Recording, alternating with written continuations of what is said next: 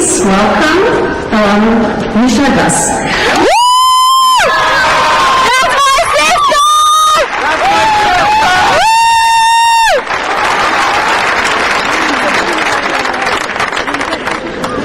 Good morning, everyone. Thank you all for being here. It means a lot to the graduates to have you all celebrate this with today.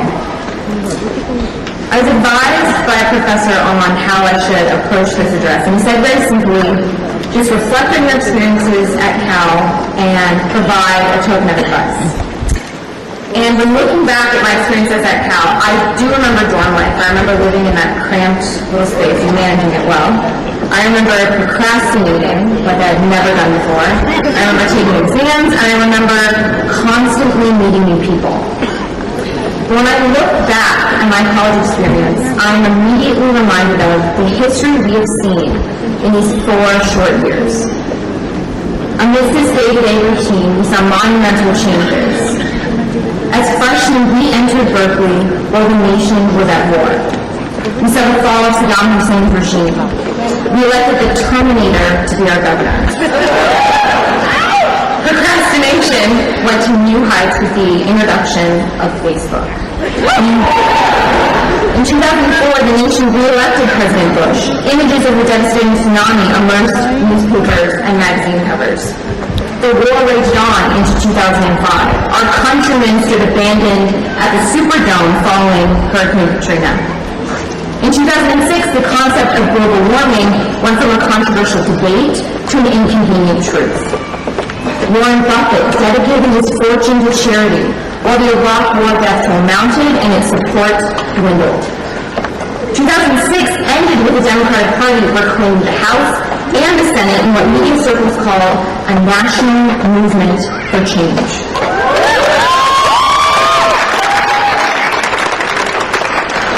Now we enter 2007 with the nation's first major female and African-American presidential candidate.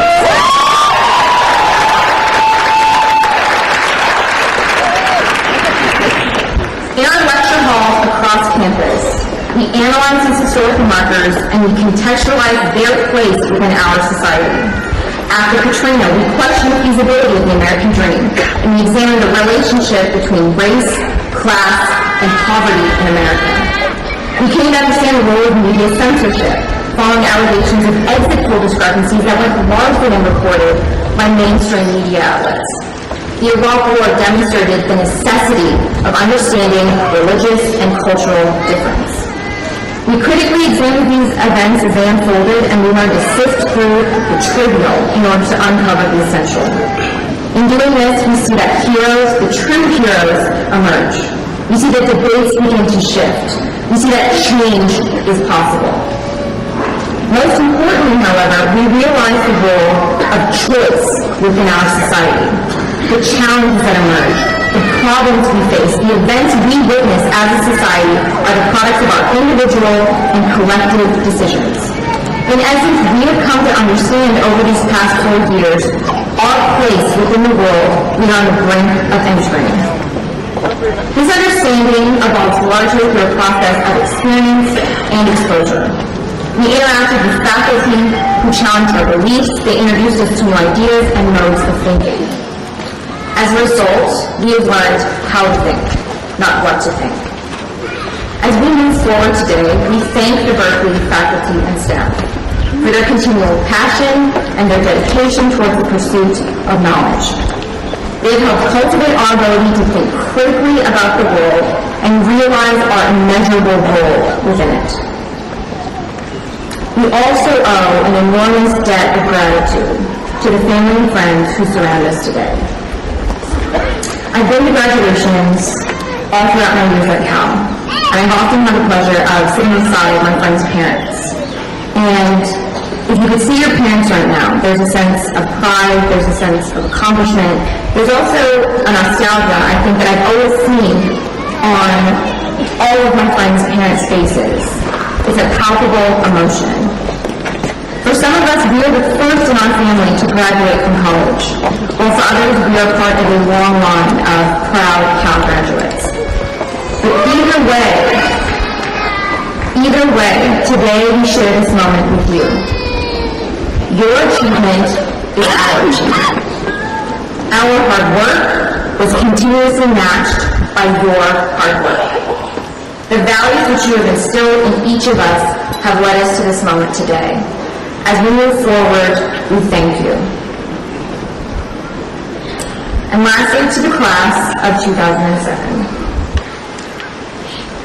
The director of the Bloom Center came to speak in one of my public health classes on the last day of lecture. And the Bloom Center is an organization devoted to providing real-world solutions to poverty. And the director called our generation the global generation. He said that the success of his organization stems from our generation's sense of mission. He said we have this need and this desire to experience and understand the world as it truly exists.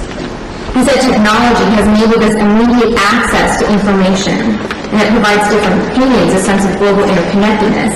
And he said in some cases it provides a different version of history. As a result, we have this keen awareness of what is going on in our society. So instead of giving you a token of advice today, because to me that seems disingenuous to provide one token of advice to such a diverse group of peers, I would like to challenge you as you move forward today. I challenge you to remember your potential. I challenge you to think critically and use the knowledge you have gained to shape the society in which you live. When looking back at my educational experience at Cal, I realize that knowledge is only power when it is acted on by the individual. I have learned that with knowledge comes great responsibility. The responsibility to act. For when we willfully ignore a problem we know exists, we become a part of that problem.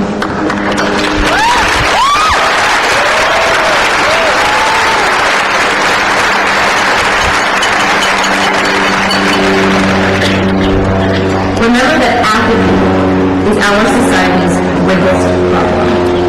In 4 short years, we have bore witness to events that will come to define our generation. And as a result, we stand at the precipice of a social movement fueled by the desire to change. As you enter the world, remember the power of the individual. Remember that the choices we make will determine what students 10 years from now, 50 years from now, will learn about this moment in our society. It isn't blindly optimistic. It isn't naive to believe that individuals can generate enormous change. For as we have learned here at Cal, history is the product of just that. Individuals who chose to act. When we've been called jaded, we've been called cynical by politicians and commentators, I believe we are looking for a cause. Something to fight for, something to believe in. We don't simply want to talk about problems any longer. We want to act. After Hurricane Katrina, it is young people who continue to spend their spring breaks clearing the wreckage left by the storm. It is also our generation that is in large part fighting war in both Iraq and Afghanistan. After coming to Berkeley and meeting some of the most critically astute, passionate young people in the country, I am certain we are among the brightest, most concerned generations. We care about issues, not partisan politics. Whether it is Habitat for Humanity, the Save Our Four campaign, making waves. We have already taken on some of the most pressing issues facing our nation. We have the potential to impact change. As you move forward today, remember the possibility. Remember your potential. May the road always rise to meet you. Congratulations, class of 2007.